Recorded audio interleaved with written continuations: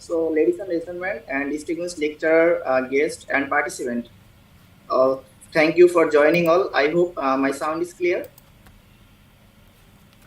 Yes. Clear. Yes. It is my great pleasure to thank you all. It is my great pleasure to welcome you all to IEEE Computer Society Bangladesh Chapter Present International Congress on Recent Trend in Computer Science 2023, ICRCS 2023. So organized by IEEE IIUB Student Branch Affinity Group, IEEE Computer Society BUBT, and AIUB Student Branch Chapter, supported by IEEE IIUC, Kenyatta University PACE Student Branch Chapter, IEEE SAC, IUB, and Kenya Section CS Student Branch Chapter, IEEE IUB, CIU Islamabad, Riphah University, IEEE BUBT UI Affinity Group Student Branch Chapter. So as the General Chair of this Congress and Student Activity Coordinator of IEEE Computer Society Bangladesh Chapter, it is an honor for me to host this event, which is distinguished to bring together experts and enthusiasts in the field of computer science. Our primary objective is to share knowledge, research finding, and ideas related to the recent trend in computer science. This Congress is a two-day event that will feature exciting technical talk, non-technical session, various activities that provide an opportunity for participants from all over the world to attend and engage with each other despite a geographical barrier. We have a fantastic lineup of speakers, ambassadors, and organizers who have put in their hard work and dedication to ensure the success of this event. I would like to express my sincere gratitude to all of them for their effort in making this Congress possible. So I request all of you to take advantage of this unique opportunity to learn, network, and engage with fellow experts and enthusiasts in the field of computer science.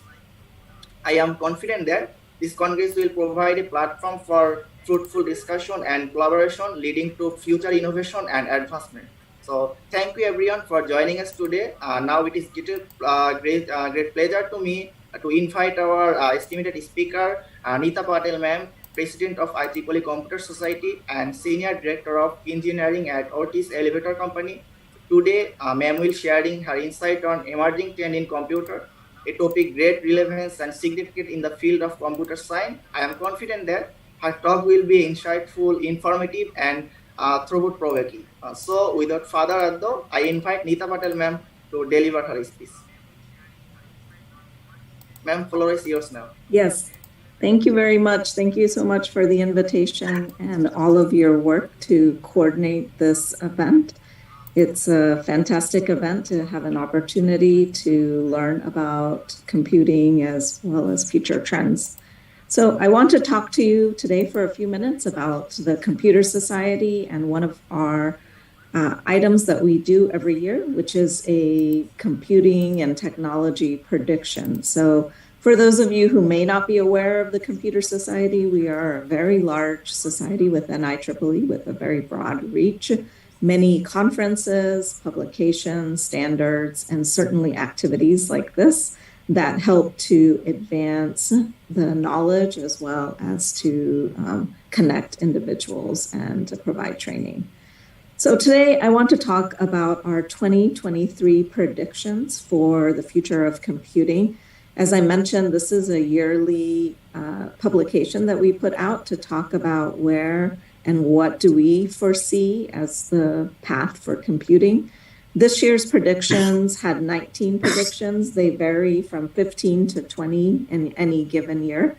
The idea is to bring a collection of individuals from industry, academia, government together to provide their insights on where do we see and where the trends in computing going.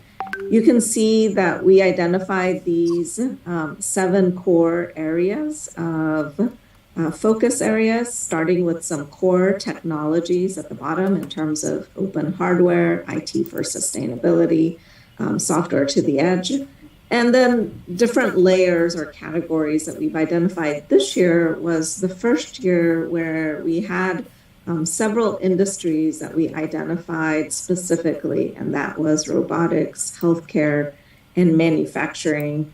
In the healthcare and robotics space, you can see some of the ideas around a lot of sensor integration, a lot of high-end computing to take that sensor data and do something with it in terms of the remote healthcare or wearables for healthcare. So a lot of sensors to measure, and then computing to take advantage of those measurements. And in robotics, the same thing, sensors that are integrated in autonomous vehicles, and how and where would you use that information to operate the vehicles. In manufacturing, one industry that we identified, there's also there heavy digitalization and sensor integration, but more so in terms of truly creating and thinking about sustainable manufacturing and where is that going. And then in the middle, you'll see artificial intelligence, security, and productivity tools. Those are really the heart, in a sense, of computing and some of the areas that we think that are going.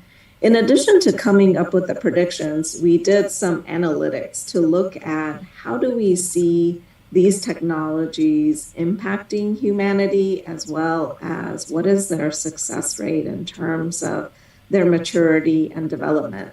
And here you'll see a chart that shows a little bit of those same ones that were on the 19 predictions and where we felt they made an impact. Up in the top right corner, you see remote healthcare and wearables. It's identified in that section of the graph because of its impact to humanity, but also because we think that technology is fairly mature. And so it has been quite successful in demonstrating that we can and do have computing power to be able to actively monitor as well as react to the information from the sensors. In the bottom left, there are two areas. One is in terms of impact to humanity, and disinformation detection correction was rated in the middle.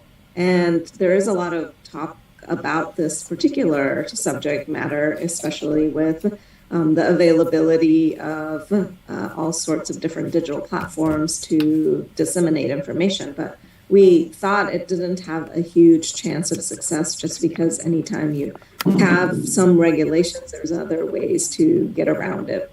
And then in terms of impact to humanity, maybe sustainable space manufacturing, even though we did predict that it is an area that's growing and of interest, it may not be as impactful. And obviously, these are predictions. These are things that we anticipate. Nothing is set in stone, and certainly we can be surprised.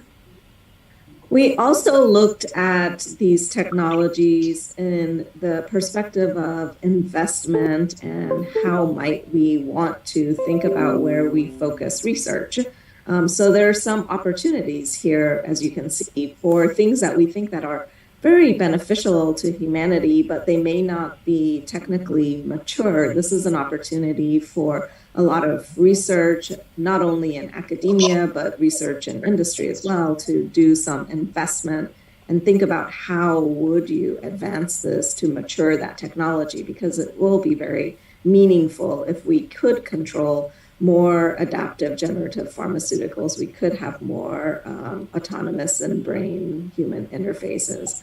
In the middle are the key things that we identify that have a chance of being successful because they have been successful already in terms of technology maturity, or we see a very clear path to maturity and technology, that the risk or the complexities of getting to that are not as high.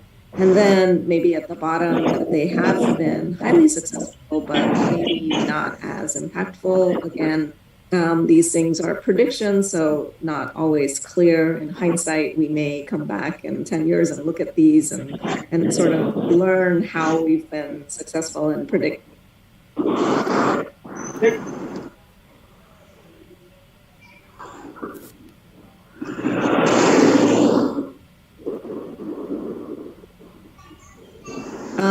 And then the last chart, just sort of where we see the maturity and where it is in terms of commercial adoption. Obviously, commercial adoption is critical for proliferation of technology.